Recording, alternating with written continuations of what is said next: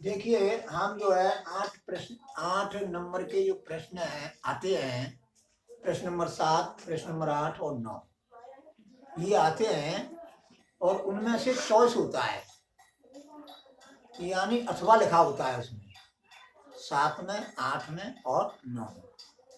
इतना विशेष ध्यान रखना है कि जो अच्छी तरह तुम जानते हैं, अच्छी तरह तुम कर सकते हैं, उन्हीं प्रश्नों को टच करें।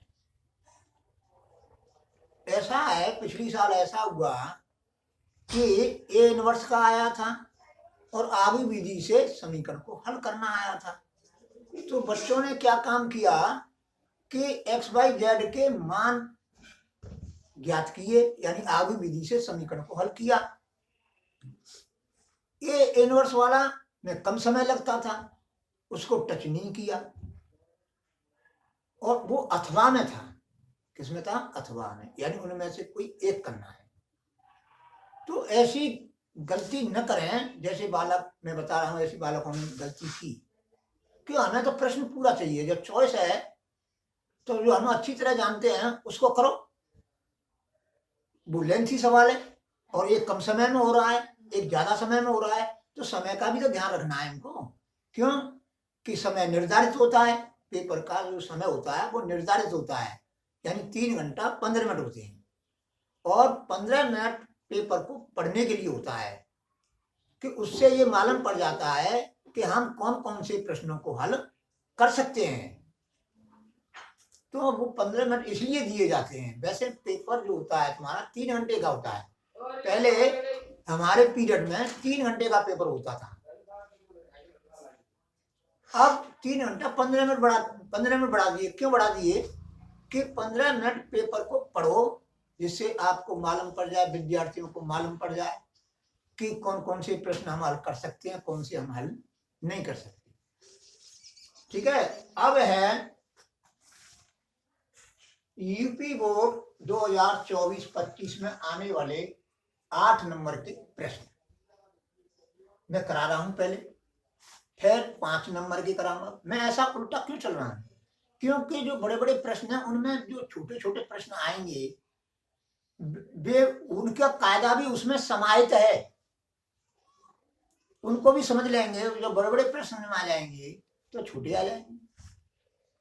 जैसे हम निकालते हैं आबीसी समीकरण को हल करना, तो ए इनवर्स भी निकालना पड़ता है, एडजॉइंट भी निकालना पड़ता है, डिटरमिनेंट भी निकालना पड़ता है।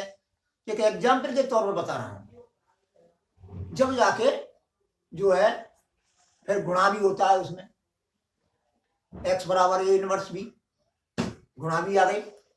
अब गुणा का कोई प्रश्न आ जाता है छोटा तो उसको कर जाएंगे आराम से।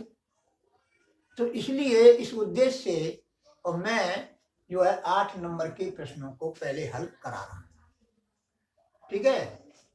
आप देखो 0 से π/2, अब ये कक्षा 12 की बात हो रही है, मैथ्स।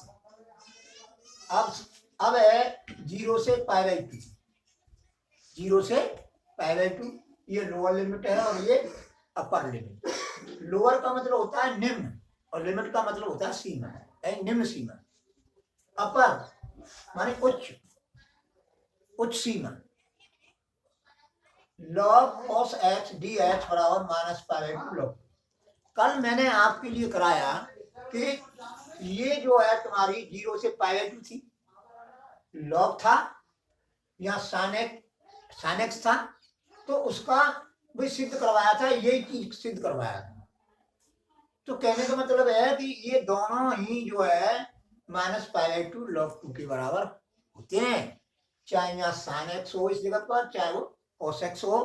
पर इतना ध्यान रखना है कि ये जो है तुम्हारा 0 से π/2 होना चाहिए, यानी लोअर लिमिट और अपर लिमिट को देखना है। कहीं ऐसा नहीं हो कि यहाँ पर π/4 हो और तुमने कहीं सर दिया सर ऐसे बता रहे थे तो -π/2 log 2 हो गया। लेकिन इसका भी ध्यान रखना है, जब जाके -π/2 log 2 के बराबर होगा। अब सॉल्यूशन हल, ये वैसे 2023 में आया है और भी आया है, कई बार आया है, लेकिन मैंने लिखा नहीं है। अब है सॉल्यूशन, माना कि आई बराबर, ये मैंने आई के बराबर मान लिया, ये पूरा आई बराबर 0 से पाई टू लॉग कॉस एक्स और ये dx, ये मैंने समीकरण फर्स्ट मान लिया। अब इसमें प्रॉपर्टी लगाई जाएगी। कौन सी प्रॉपर्टी लगाई जाएगी? By property a to b f x d x is equal to a to b f a plus b minus x d x. यानी जहां पर ये एक्स है वहां पर क्या लिखा हुआ है? आप देखो,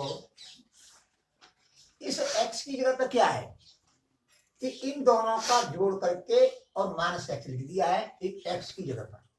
तो ऐसे ही हमें करना है, ये प्रॉपर्टी लगेगी तुम्हारी।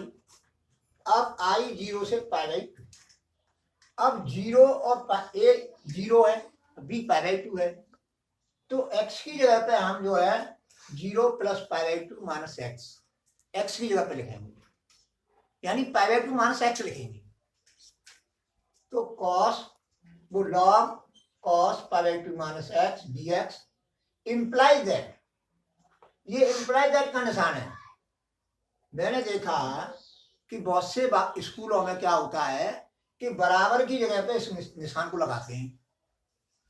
अब बच्चे ये नहीं जानते हैं कि बराबर का चिन्ह कैसा होता है। अब इसी को मान बैठे बराबर का निशान। भाई बराबर का निशान तो ये है तुम्हारा इक्वल का, इंग्लिश में इक्वल बोलते हैं। तो ये है इम्प्लाइज दैट। इम्प्लाइज दैट का मतलब होता है इंगित करता है, सूचित करता है। तुमने देखा होगा सड़कों पर बोर्ड लगे होते हैं, डायरेक्शन बताते हैं, यानी सूचना दे रहे हैं। वो क्या दे रहे हैं? सूचना दे रहे हैं कि किधर है, ये डायरेक्शन बता रहे हैं, यानी सूचित कर रहे हैं। क्या कर रहे हैं? सूचित कर रहे हैं, इंगित कर रहे हैं। Imply that I equal to 0 से पाई बाई टू। अब देखो जी लॉग लिख दिया मैंने, जी लॉग। अब cos pi by to minus x जो होता है वो साइन एक्स का होता है, साइन एक्स डी एक्स। समीकरण नंबर मैंने ये सेकंड मान लिया। अब समीकरण फर्स्ट और सेकंड को जोड़ने का, समीकरण फर्स्ट और सेकंड को हम जोड़ेंगे तो कितना हो जाएगा? आई प्लस आई टू आई 0 से pi by two log cos x plus log sine x d x imply that 2i। अब इसमें लॉग का नियम लग जाएगा, log m plus log n equal to log m है, फॉर्मूला लग जाएगा। अब ये हो गया तुम्हारा log cos x into sine x d x. 2i बराबर 0 से पाई बाई टू लॉग। अब मैं इसका फॉर्मूला बनाऊंगा, फॉर्मूला यानी 2 साइन एक्स कॉस एक्स होता है साइन 2x के, तो उसके लिए 2 चाहिए, तो 2 का गुणा होगा तो हमें 2 का भाग करना पड़ेगा। तो log 1/2 into 2 sine x cos x, 2 का गुणा कर दिया और मैंने ये 2 बट्टे में लिखा है, उसका भाग लगा, क्यों लगा दिया? क्यों 2 से 2 कट जाएगा, ये चीज प्राप्त हो जाएगी। आप ये कह रहे हो सर ऐसा क्यों कर रहे हैं? भाई इसलिए जो कर रहे हैं तो सूत्र बनाने के लिए सुविधा की दृष्टि से। Imply that 2i equal to 0 से pi by two log 1/2 sine 2x, ये साइन 2x हो गया dx। फिर लॉग का नियम लग जाएगा दोबारा से कि लॉग m इंटू n बराबर log m plus log n। ठीक है, अब ये सूत्र लग जाएगा। अब 2i बराबर 0 से pi by two log 1/2 plus sign plus log sign 2x, बड़ा कोष्टक में लिख देंगे और आगे dx लिख देंगे into dx। Imply that 2i बराबर लॉग 1/2, ये बाहर ले लिया क्योंकि ये अचर राशि है, तो लॉग 1/2। तो यहाँ से हम इसको बाहर लेंगे तो यहाँ पर क्या रहेगा 1, तो 1 dx, लिमिट वही यथावत रहेंगी, प्लस 0 से pi by two log sign 2x dx। अब 2i बराबर 1/2 बाहर ले लिया तो इसका इसका समाकलन क्या हुआ, एक का कितना होता है, x होता है, dx है तो x, dy है तो y, dz है तो z। तो इस तरह से तो 2i बराबर log 1/2। अब इसका x हो गया, इस पर लिमिट से हम मान निकाल लेंगे इसका, प्लस 0 से π/2 log sin 2x dx। तो इसका जो हम मान आएगा वो क्या आएगा, π/2 माइनस 0 आएगा, π/2 माइनस 0। इसका मतलब क्या है, π/2 भाई, इसका मतलब क्या है, π/2 मैंने लिख दिया वैसे, π/2 माइनस 0 आएगा, प्लस 0 से π/2 log sin 2x dx, ये प्राप्त हो गया। अब ये तो ये हो गया तुम्हारा कि इसका हल जो है π/2 log 1/2 हो गया, ये 2i से हिसाबत चली रही है पहले से। अब 1/2, अब हम क्या करेंगे, इसको हल करने के लिए, इसको हल करने के लिए 2x बराबर t मान लिया। जब हम मानते हैं तो लिमिट भी चेंज होती है, और कैसे होती है मैं आपको बताऊंगा। माना 2x बराबर t, dx बराबर 1/2 dt। अब लिमिट वाली बात रही। अब देखो dx की जगह पे 1/2, देखो इस जगह पर 1/2 dt हो जाएगा इसका मान, तो 1/2 मैंने बाहर ले लिया। अब इसे लिमिट को बाद में बताऊंगा, पहले इसको समझो। log sin t dt हो जाएगा, ठीक है। अब रही लिमिट की बात, ये 0 से पाई हो गई, यहाँ 0 से π/2 है। अब क्यों हो गई, माना तो देखो जब x बराबर 0 है, अब इसकी जांच करेंगे कि लोअर लिमिट कितनी बन रही है माना करके। तो x बराबर 0 करेंगे, हम किस में रखेंगे, इसमें रखते हैं, जो माना उसमें रखते हैं। अब x बराबर 0 लिखेंगे इसमें, तो 2 गुणा 0 0, एंड t का मान कितना आ गया 0, तो ये क्या हो गई, लोअर लिमिट 0। अब यहाँ क्या है π/2, तो यहाँ π/2 रख देंगे x की जगह पर, तो t बराबर पाई, t बराबर पाई log sin t dt। अब आपको मैंने प्रॉपर्टी बताई कि a से b f(x) dx बराबर a से b लिमिट जो है और ft इंटू dt, यानी जो चर राशि है, स्वतंत्र चर है, उसकी जगह पर कोई दूसरा स्वतंत्र चर का हम प्रयोग कर सकते हैं। तो यहाँ पर t है, तो t की जगह पे हम x का प्रयोग कर सकते हैं, लिमिट यथावत ही रहेगी। अब क्या है 2i बराबर, अब इसको हम कैसे लिख सकते हैं, माइनस π/2 log 2 लिख लेंगे, हैं, प्लस 1/2, 2, अब 2 कहां से आ गई, समझो, 0 से sin t। अब देखो लिमिट तुम्हारी समझ में आ गई कैसे चेंज हुई। अब ये जो है ft है, ये क्या है ft। अब जहां प्रॉपर्टी लग जाएगी, बाई प्रॉपर्टी 0 से 2a f(x) dx बराबर 2 0 से a f(x) dx। कब होगा जी, जब f2a माइनस x बराबर fx हो। अब यहाँ पर क्या है, यहाँ पर देखो, यहाँ पर समझो जी ft है। अब इसमें जो है मैं log sin π/2 माइनस टी करूँ, no log sin pi minus T करूँ, पाई है ये, पाई माइनस टी करूँ तो log sin t हो जाएगा, वो ft हो गया। ये प्रॉपर्टी लग रही है। अब पाई की जगह तो क्या है यहाँ पर 2a, तो 2 आ गई यहाँ पर, देखो 2 है यहाँ पर है, इसका आधा हो जाता है, 2a का आधा हो गया, देखो a, तो 0 से π/2 log sin t dt, इस प्रॉपर्टी से, ठीक है। अब क्या होता है 2i बराबर माइनस π/2 log 2, ये मैंने यथावत उतार लिया।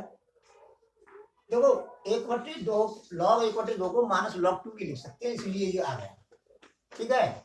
अब 2i बराबर माइनस π/2 log 2 प्लस 0 से π/2 log sin t dt, ठीक है, sin t dt। अब 2i बराबर माइनस π/2 log 2 प्लस 0 से π/2। अब मैं t की जगह पे x लिख दिया, अभी बताया मैंने, बाई प्रॉपर्टी a से b ft dt बराबर a से b fx dx।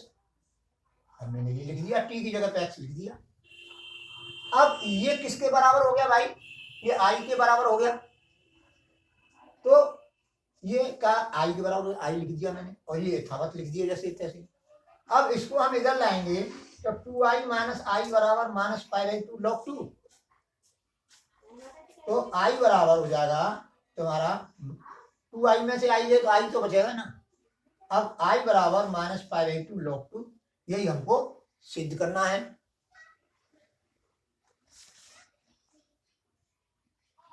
हाँ।